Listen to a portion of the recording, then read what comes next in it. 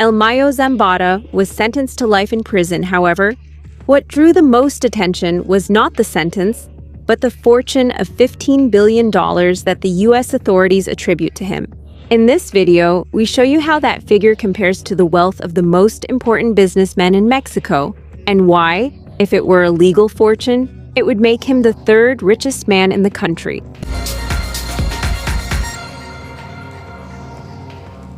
Ismael Zambada, the longtime leader of the Sinaloa criminal group, pleaded guilty in New York to 2 serious crimes related to organized crime. So, after accepting his responsibility, Judge Brian Cogan handed down the sentence and imposed life imprisonment with the recommendation that he serve his sentence in a federal medical facility. As part of the sentence, the United States government estimated that Zambada's assets amount to $15 billion.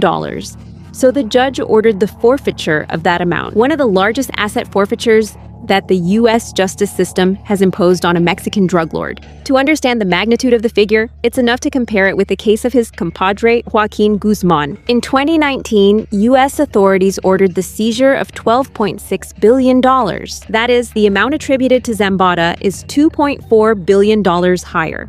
However, this order does not mean that the United States already has that money in its hands. What the judge did was authorize the seizure of assets linked to illegal activities. And now the authorities will have to locate bank accounts, properties, companies, and other assets to try to recover that amount.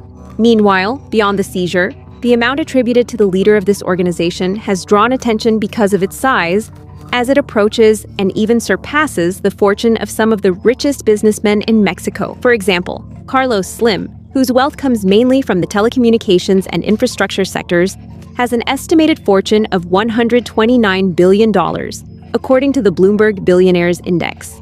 This means that his wealth is almost 9 times greater than the amount confiscated from Zambada. In second place is Germán Larrea, president of the mining conglomerate Grupo México, with a fortune close to $72 billion, which is almost 5 times greater than that of the drug lord. However, as we go down the list of Mexican magnates, the outlook changes. The $15 billion attributed to Zambada surpassed the wealth of several of the country's most important business families. For example, Alejandro Bayeres, heir to Grupo Val and owner of companies like Peñoles, GNP, and Palacio de Hierro, has an estimated fortune of $13 billion. He also surpasses Maria Asunción Aramburu Zavala, the richest woman in the country, whose wealth is around $9 billion. He even surpasses the estimated wealth of Ricardo Salinas Pliego, owner of TV Azteca and Grupo Salinas, whose fortune is estimated at $7 billion, as well as that of Carlos Hank Honrong, a businessman in the financial sector with approximately $4 billion. In other words, if those $15 billion attributed to Zambada were a legal and fully verifiable fortune, the criminal leader would hypothetically rank third among the richest people in Mexico. He would only be below Carlos Slim and Germán Larrea, and above practically all the other business dynasties in the country. Finally, on an international level, a fortune of that size would also place him among the most important billionaires in the world. According to the Bloomberg Billionaires Index, he would be ranked approximately 178th in the global ranking. What do you think? Do you think the United States will be able to recover those $15 billion?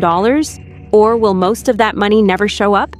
Tell us your opinion in the comments. And if you like this video, don't forget to give us a like, subscribe to the channel, and turn on the notification bell.